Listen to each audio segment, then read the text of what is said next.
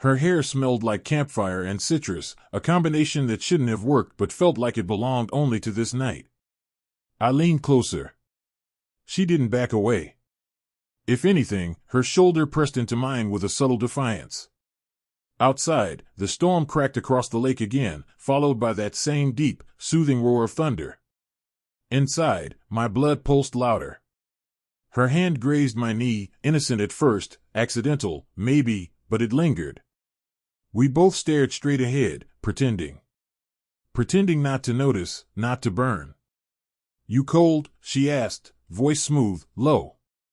"No," I answered, though I couldn't hide the tremble in my tone. "Are you?" "A little." She pulled the blanket higher, draping it across both of us now, erasing inches that had been separating our skin. Her thigh was warm beside mine. My pulse thudded heavily in my ears. I swallowed hard. "You know," she whispered, "I didn't come out here just for nature." "Oh?" She turned toward me. Her lips were dangerously close. "No. I came because I knew you'd be here." Her words struck me in the chest. I couldn't answer. I didn't want to. "I saw how you looked at me," she said, her hand now sliding up my thigh slowly, deliberately. "Back in the cabin. The way your eyes lingered a little too long." I didn't move. "Do you think I didn't notice?" she added, her mouth brushing the edge of my jaw. "That I didn't want you to?" Her tongue flicked against my neck. I gasped. My hands found her waist instinctively, gripping, pulling. She slid into my lap without hesitation, legs straddling, eyes dark, dangerous. Thunder cracked again, but it might as well have been inside me. Her hands worked my shirt up, fingers hot against my bare stomach, tracing up to my chest, then behind my neck, pulling me into her. Her kiss was sudden, hungry, soft, wet, devastating. I kissed back, unable to stop, my body igniting beneath her weight. She moaned softly into my mouth, her hips pressing down, grinding. Her shirt peeled away in one smooth motion, and the lantern flickered golden light across the curve of her back, the rise of her breasts, the tension in her thighs. I couldn't breathe. My fingers trembled as I explored her skin, smooth, feverish, electric. She bit my lower lip and then laughed quietly, wickedly. "You don't talk much, do you?" "You stole my words," I said, barely audible. "I want all of them," she replied. "Every single one." My pants were gone next. Hers followed. Nothing existed outside our bodies, our mouths, our tangled limbs. Rain crashed louder, rhythm syncing with the way she moved above me. Every movement from her made the tent shake with heat. She took her time. She let her pleasure fill the space between us, and I was lost to it, lost to her. My hands grasped her ass, held her hips steady, drove her harder when she begged for more. Her nails scored down my spine. Her moans turned to curses, gasps, raw need. She shattered on top of me, and I followed, burying myself deeper, losing control. Afterward, our breathing slowed, but the storm never did. She collapsed against my chest, heart pounding in unison with mine. "Was that wrong?" she asked, voice nearly inaudible. "I don't care," I whispered. Neither of us moved for a long while. Eventually, sleep took her. But I lay awake, staring at the fabric ceiling, counting the seconds between lightning and thunder. Something inside had shifted, something irreversible. I didn't know where it would lead. I only knew that everything familiar had just changed. And I had let it. Morning approached slowly, with pale gray skies creeping over the forest like a secret. She was already awake when I opened my eyes, sitting cross-legged at the tent's edge, staring out into the mist with a cigarette smoldering between her fingers. The way smoke curled around her bare shoulder made her look like art painted in ash and fog. I sat up, muscles sore, heartbeat heavy. She didn't turn around immediately. Just exhaled smoke and said, "Jacob's been texting me. Wondering why I'm not answering." That name felt like a blade now. "What did you tell him?" I asked. "Nothing yet." Her voice was quiet. "Can't lie with a straight face right now." I pulled on my pants, feeling like every fabric thread judged me. Do you regret it? She turned to me, finally. Her eyes were unreadable, almost glassy. I don't know. I just know I've never felt more real than last night. Rain had stopped, but the dampness lingered. Outside, birds chirped like nothing had changed. Like betrayal wasn't a fire eating through the seams of someone's life. You think I'm awful, don't you? She asked. No, I said. I think we're both falling. And neither of us is trying to stop. Her cigarette burned to the filter. She flicked it out the opening and reached for her hoodie. I need to walk. I'll come. No. I need to think. She zipped the tent halfway and slipped through, leaving me alone inside a structure that now smelled like sweat, guilt, and lavender.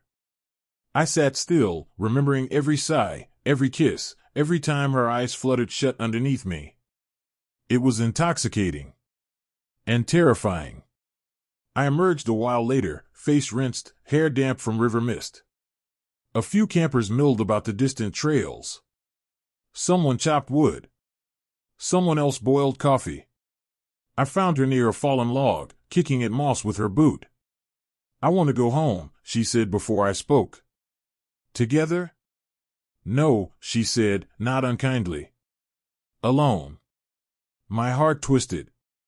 I thought. I know what we did, she cut in, softer now.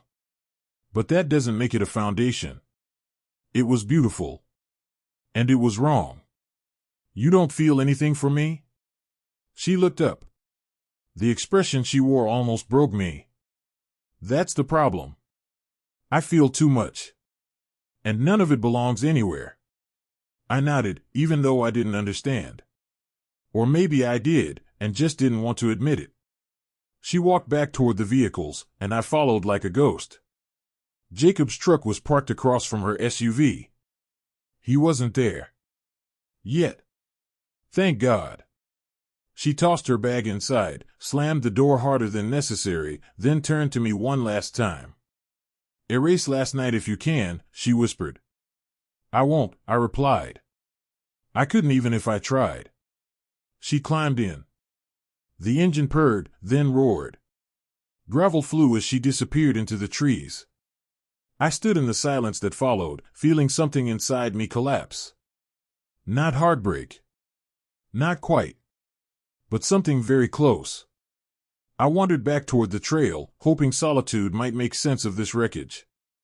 Rain threatened again overhead, clouds bloating with unfinished business. I welcomed the idea of getting soaked, hoping it might cleanse the part of me that now carried her taste. Later, while packing, I saw Jacob returning.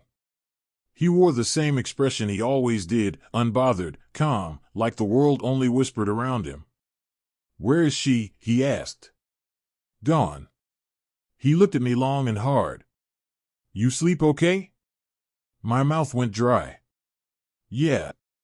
His stare lingered a beat too long. Then he nodded. Good. He turned toward his tent. I watched him go, wondering how long I could wear a mask before it cracked. We weren't caught. Not yet. But something told me the storm wasn't over. It had only just begun. Clouds remained distant but heavy, looming over town like unwelcome guests overstaying their visit. Days slipped past quietly, dull light, thick air, every hour echoing with what wasn't spoken. I busied myself with work, errands, distractions, anything that didn't smell like her skin. Phone silent. No texts. No calls. Just absence. Nights felt worse. Bed too wide. Thoughts too loud. Fingers twitching where they once wandered curves, tracing stolen paradise.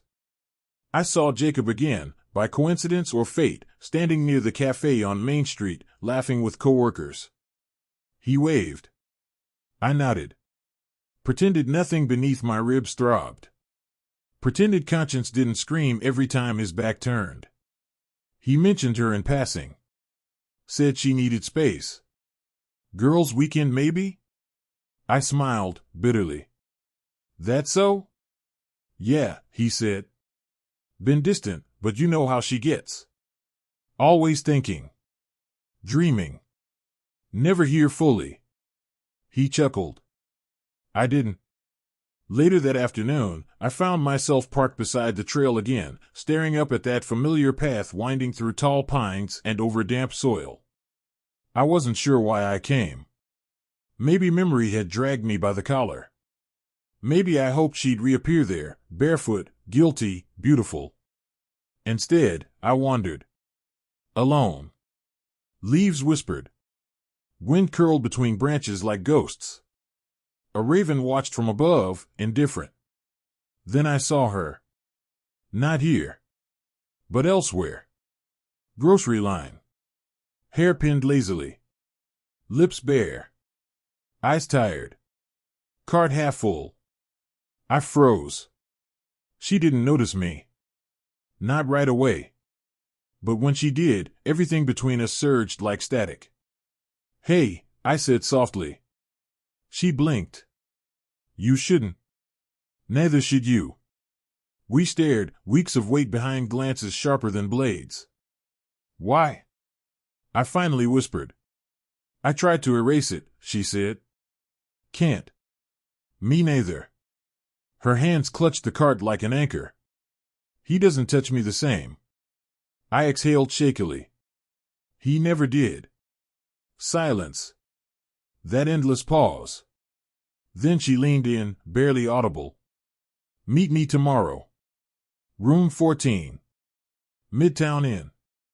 Before I could respond, she walked away, heels tapping like punctuation. Rain returned that night. I drove downtown early. Nerves bouncing. Pulse wild. Every red light felt cruel. Every green worse.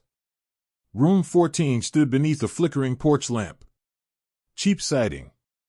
Curtains drawn. Dim, discreet. I knocked. Door opened. She wore nothing but an oversized shirt, mine. Stolen that night. Kept hidden. Now resurrected. Say something, she whispered. I haven't stopped thinking. She kissed me. Slower. Deeper. Starving. Hands remembered. Mouths rediscovered. Clothing disappeared with urgency, pulled by need, not fingers. Sheets creaked. Walls sighed. Our bodies tangled, limbs locked, every thrust rewriting sins with lust. She rode harder, hips desperate, back arched, teeth grazing my shoulder. Mine, she gasped. Yes. Hours passed unnoticed. After, she cried. Not loudly.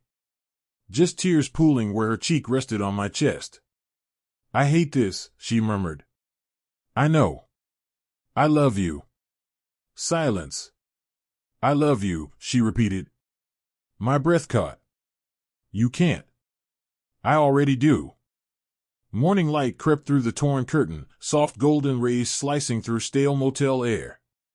I lay beside her, watching the slow rise and fall of her breath. For a second, I believed nothing outside that room existed. No expectations. No broken vows. Only skin on skin, truth on tongue. But life doesn't pause. Her phone buzzed somewhere beneath scattered clothes. She jolted upright, guilt rushing into her eyes before her fingers touched the screen. One missed call. His name. She dropped it. I can't do this again, she whispered, pulling knees to her chest. It's destroying me. I sat up slowly, brushing damp strands from her cheek. So don't. But I already have, she said, voice cracking. Twice. She stood, walked barefoot across cracked linoleum, and stared at her reflection in the mirror. Who am I becoming? I approached, wrapped arms around her waist. Someone honest. Her laugh was small. Hollow. Feels like anything but that. We dressed silently. Rain tapped the roof lightly, as if trying to comfort us. At the door, she hesitated. What if I leave him? She asked, eyes pleading. Would you still want this? I stepped forward. I don't want fragments. I don't want hiding. She nodded, lips trembling. Then I need time. I kissed her forehead. Take all of it. She smiled sadly. You'll wait? I'll live. Weeks passed. Autumn took over, orange skies, crisp winds, leaves swirling like forgotten promises. I heard nothing. No texts. No sudden knocks. No answers. Until the envelope. No stamp. Just my name scrawled across tan paper, slid beneath my door like a whisper. Inside, a single photograph. Us, beneath that tent, laughing. Rain visible through plastic sheeting. Her smile, untouched by shame. No note. No explanation. But I understood. She remembered too. I tucked the photo inside my journal. A reminder. Not of pain, but of truth. Sometimes love burns brightly in wrong places. Sometimes it lights the way out. And sometimes it simply teaches you how to feel alive. Again.